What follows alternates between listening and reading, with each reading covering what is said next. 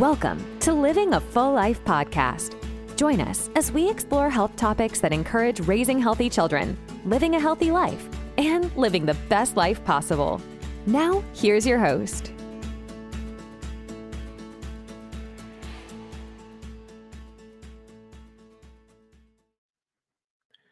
Hey everyone, welcome to another episode of Living a Full Life. I'm Dr. Enrico Dolcecore. I appreciate you tuning in this week. We are going to start a series about sleep. We've done this before. It's probably one of our first podcasts we done 2 years ago about the importance of sleep.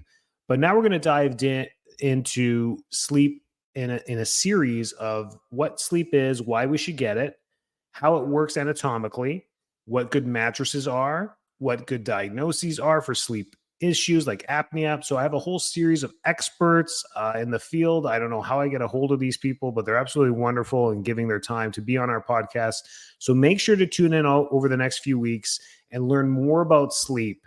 And I hope it just encourages and promotes better sleep for you, because if it does, it's going to add years to your life. It's going to add a lot of quality to your life. I think, many of us are slowly dying because we're just not getting enough oxygen. And I mean that in a serious way.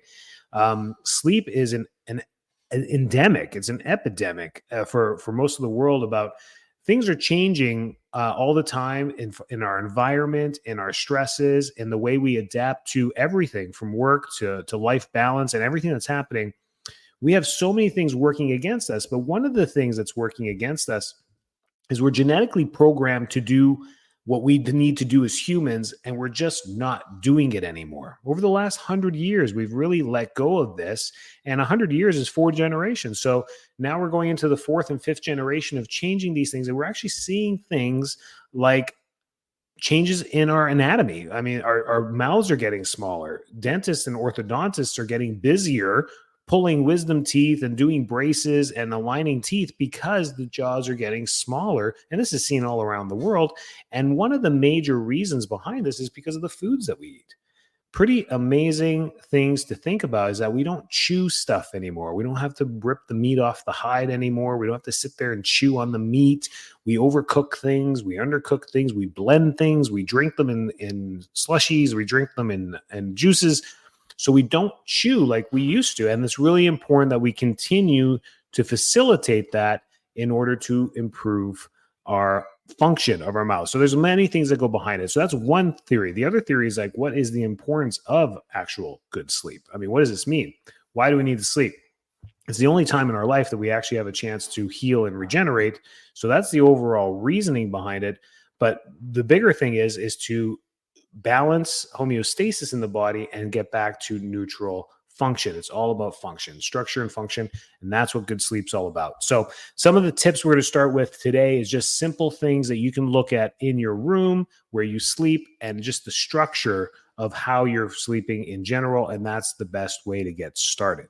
So what is the best recipe for a good night's sleep? One is to minimize stress before we actually go to sleep. And stresses can be a lot of things. They can be chronic television exposure, or screen exposure from our phones, even reading or watching stressful content. That's part of our life now. We got social media, we got the news, we got everything around us. So turning that stuff off for 60 minutes before you go to bed. That's important. If you're going to watch anything or you're going to read anything, make sure it's relaxing. Make sure it's a book you actually want to read. Make sure it's a program that's maybe funny or lighthearted. And that's one great way to bring down our sympathetic drive before we go to sleep. This was going to help through the night with our cortisol balance. So that's one. Then the actual structure of sleep. What does your room feel like? How's it set up? How much noise gets in there? How much light is in there? What's your mattress, your pillow? How do you sleep? What's comfortable for you? And how do your joints feel when you sleep? All these things play a big role in overall sleep. Let's start with our kids, and then we'll get into us broken adults in a second. But our kids, how do we set them up from the beginning of their life with good sleep? Number one, as dark room as possible for them. Yes, the monsters under the bed are a thing, but getting it as dark as you can. So having timed night lights that turn off after a certain amount, or motion night lights that when they move, it turns on. So when they wake up or get started, the light turns on. And then when they're sound asleep, it turns off. That's a great way of doing it. Making sure it's a quiet room And that's all kids really need, is that quiet, structured system of going to sleep. Some things you can look for as a parent is just how they sleep. And this is done a lot, especially by mothers during the first few months of life with their infants, is to make sure, looking at them, how they sleep, how they breathe. And you want to continue that through the pediatric life of the child, is just make sure, how are they breathing? Are they breathing mainly through their nose? Do they have their mouth open? Is there any noises in there? Is there any obstructions? Is anything happening while they're sleeping? These are just good things to look at. And if you do notice anything, then where to go and what to do. And you can always reach out to us. We've got anyone you need to talk to for that. So those are pediatrics. What about you? Same rules apply for adults. We want dark, quiet room is the place to go for a sanctuary and sleep. And again, winding down an hour before.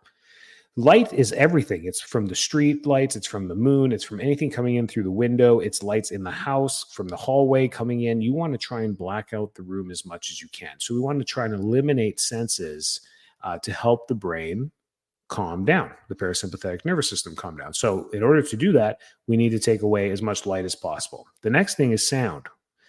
Zero sound, for many of us that grew up anywhere in a metropolis or urban setting, zero sound can be quite eerie. So many of us don't do really well with that. But if you grew up in a quiet place, you'll have no problem going to sleep in a quiet place.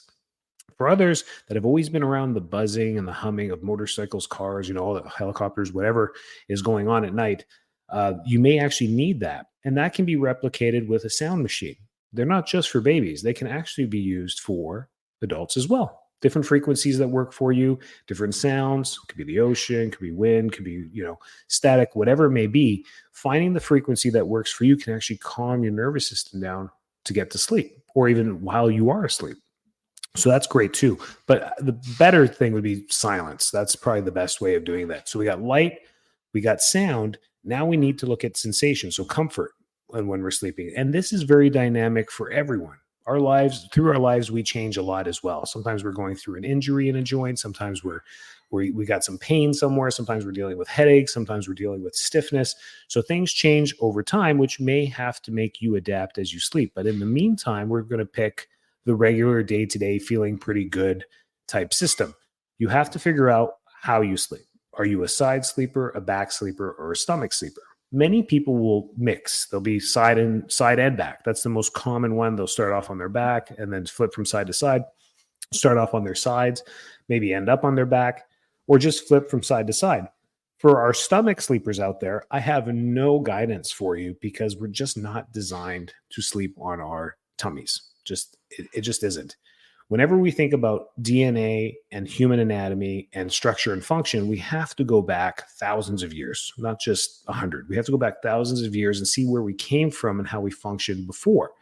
And remember, there were no mattresses. There were no pillows. There was really nothing. You would set up hide shelters, with or tree or leaves, huts, and you would sleep on the ground. That's typically how many of our ancestors slept up until about 100 years ago, maybe 200 years ago. That's how they slept. So we would sleep on the ground, or make, something comfy to sleep on later on in our human history. So we're designed to sleep like that. So sleeping on your stomach wouldn't make much sense, breathing in the dirt and having that go up your nose. So it's mainly side and back sleeping. Or rested up against, even seated sleeping, rested up against, the trunk of a tree. So I'm just trying to paint a picture for you. We no longer have to do that. So you have to find out which way is best for you and what works for you the most. Then we adapt the structures around us to accommodate how we sleep. So if you're a side sleeper, you typically need a thicker supportive pillow, because the head has to keep its distance from the mattress the width of the shoulder. Makes sense? What this will help with a lot of people is with neck tension and arm pain, and sometimes the numbness in the arm that you get when you cut off circulation can really be helped with the thickness of the pillow. If you're mainly a back sleeper, you want a thinner pillow, because then it just flexes the head too far forward. So really understanding how you sleep and facilitating everything around that will help improve your sleep.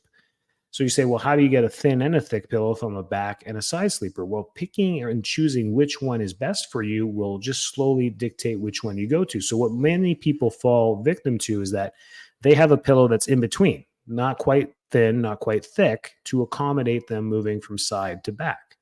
You'll notice an improvement if you just go down to a thinner pillow where your body will naturally sleep on your back at night because it's just more comfortable and you'll end up spending most of the night like that. Or go to a thicker pillow and your body will just naturally end up on its side because it's more supportive.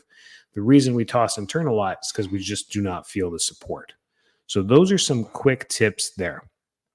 The way we can affect light is to wear a blindfold at night. If we want to do that, you can wear, what are they called? Nightcaps or night blindfolds. They're called blindfolds. You wear those at night, or you can try and eliminate light from the source, either blackout curtains, using the floor towel that goes on the base of the door that can easily be opened in case of an emergency. You just pull it, it opens, but it cuts out the light. There's different things, different fabrics you can use for that as well for light, or just directly blindfold on the eyes.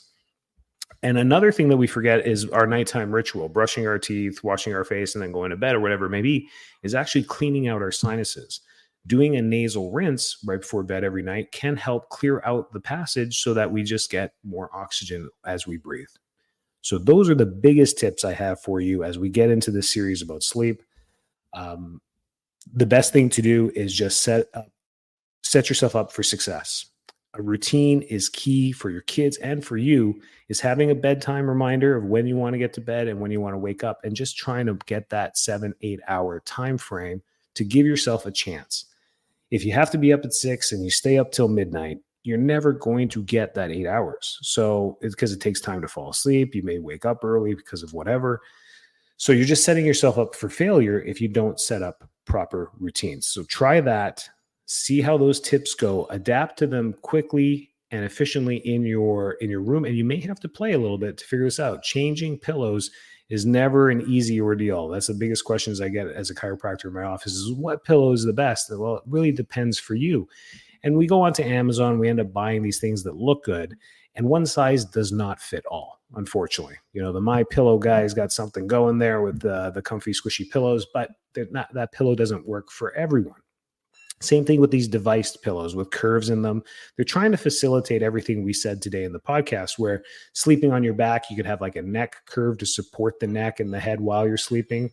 That's a great idea, but doesn't really work because everyone's necks and heads are shaped different, and it may not be comfortable for one person. It may be comfortable for another person. There's wedges and blocks.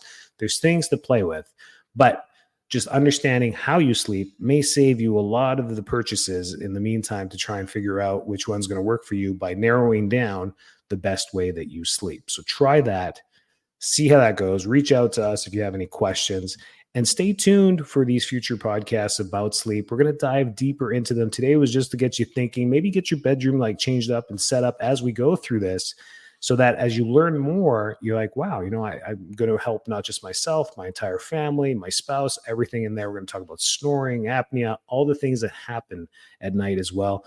And the biggest thing of you know, the importance of sleep and what oxygen and repair and healing does for us and our longevity, and not just longevity, but quality of life as well. So a lot of great things about sleep. I think it's just one of those things that's forgotten and not talked about a lot. We just deal with poor sleep as a society and as a culture, but it doesn't have to be that way. We can take control of that. Have a great and healthy week. Thanks so much for tuning into this episode of Living a Full Life podcast. If you're enjoying the show, please feel free to rate, subscribe, and leave a review wherever you listen to your podcasts. That helps others find the show, and we greatly appreciate it. Thanks again for tuning in, and we'll catch you in the next episode.